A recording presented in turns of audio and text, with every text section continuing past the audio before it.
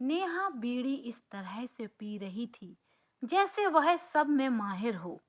यह सब देख नेहा की माँ की आंखें शर्म के मारे झुक गईं और वह रोने लगी। तभी नेहा अपनी माँ के पास आकर उसके गालों को अपने हाथों से दबाते हुए मुंह ऊपर उठाकर उसके मुंह पर धुआं करने लगी और बोली, तो बुढ़िया, तुम मानी नहीं? आखिर तूने अपना काम कर ही दिया। नेहा की माँ रोते हुए बोली, मैंने क्या किया? अभी तेरे पापा तेरे लिए खाने को ले आए जो तूने मंगाया था। और कुछ चाहिए तो बता। यह सुनकर नेहा डरावनी सी हंसी में हंसते हुए बोली, मुझे पता है बुढ़िया, तूने किसी भगत जी को बुलाया है ना। यह सुनकर नेहा की माँ चौंक गई और खुद ही की आंखों से नेहा की तरफ देखने लगी। तभी नेहा अपनी माँ को धक्का मारते हुए बोली, तू खुद को बहुत सानी समझती है ना। तुझे क्या लगा मुझे पता नहीं चलेगा? मुझे सब पता है। तूने अपने बेटे को भेजा है उस भगत जी को लेने। आने दो।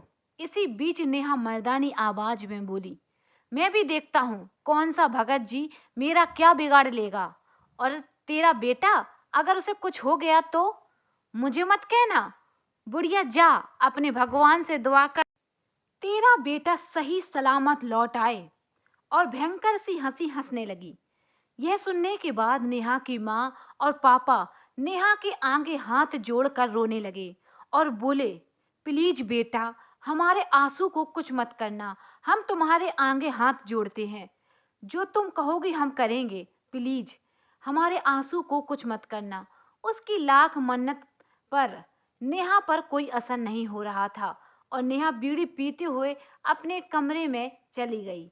जानती हूँ इस बीच कुछ ऐसे शब्दों का उपयोग किया है जो नहीं करना चाहिए, पर इस कहानी के हिसाब से जरूरी था करना।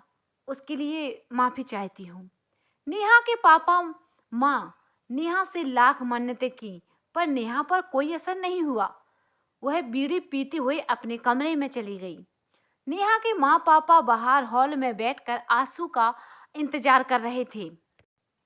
थोड़ी देर बाद जब आंसू आया तो उसे देखकर नेहा की मम्मी पापा के पसीने छूट गए। उन्होंने आंसू को जल्दी से गेट के अंदर बुलाकर बैठाया। उसकी हालत देखकर नेहा की मम्मी रो पड़ी।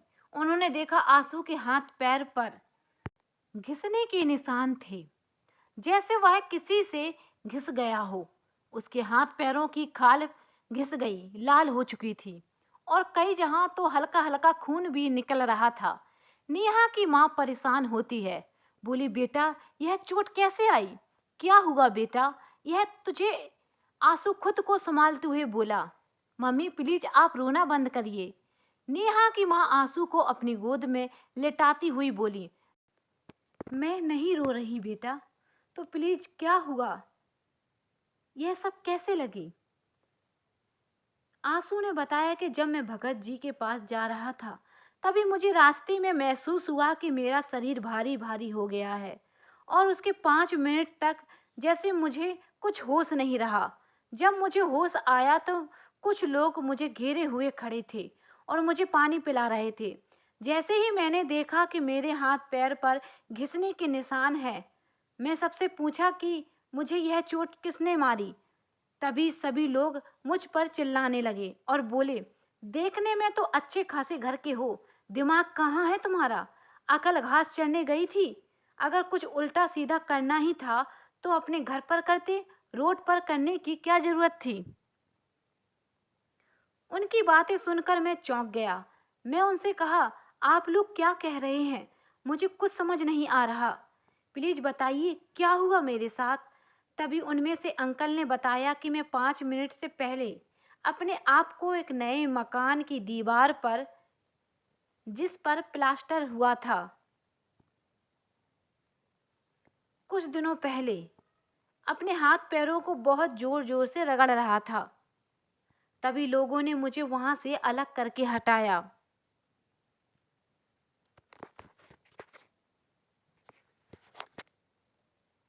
और मुझे होश आने पर यह सब बताया। उनकी बातें सुनकर मैं खुद चौंक गया। मुझे कुछ समझ नहीं आ रहा था। वक्त रहते मैंने बस बजरंग बली का नाम लिया और मैं भगत जी के पास चला गया। यह सब सुनने के बाद नेहा की माँ का ध्यान एकदम से हटा और बोली, आंसू, भगत जी कहाँ हैं? तू तो लेने गया था ना, तू लाया क्यों नहीं?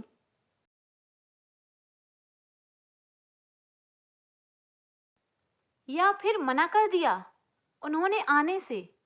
क्या हुआ, प्लीज आंसू बताना, मेरा जी घबरा रहा है। आंसू मम्मी को परेशान होता देख बोला, मम्मी प्लीज पहले आप सांस लीजिए, मैं बताता हूँ।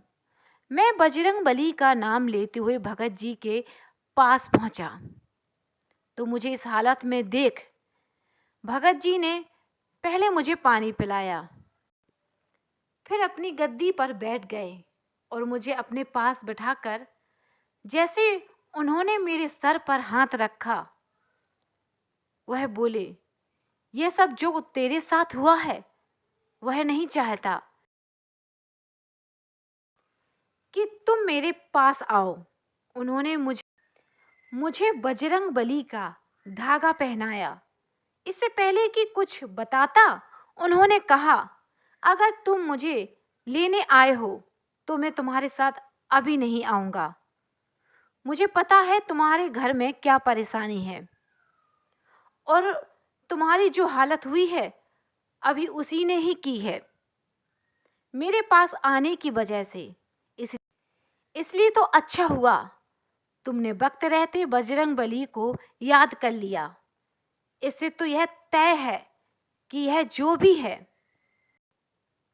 मुझे रोकना चाहता है वह आने से, इसलिए तुम वही करो जो मैं कहता हूं।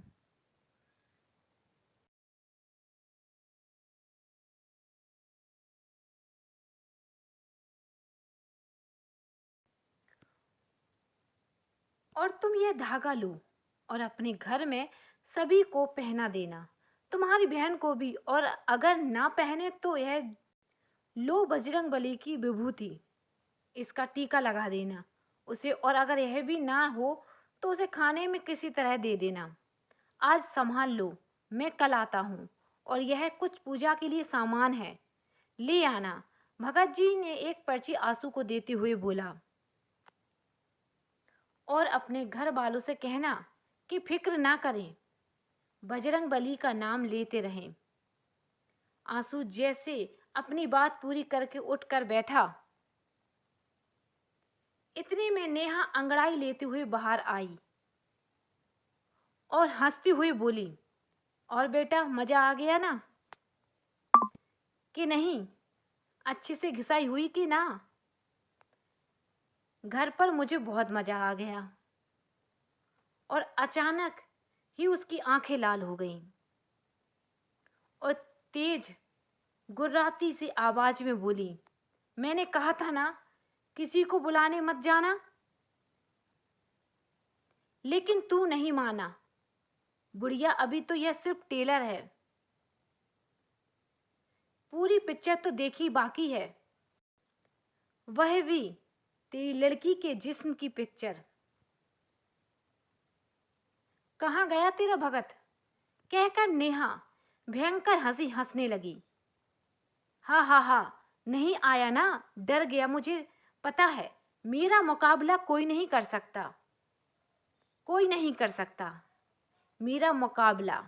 हा हा हा, और हंसते हुए अपने कमरे में चली गई। नेहा की यह अचानक हंसी सुनकर नेहा के घर वाले बहुत डर गए थे। तभी नेहा की माँ को भगत जी की बात याद आई। उन्होंने कहा, हम सबको बजरंग बली का नाम लेते रहना है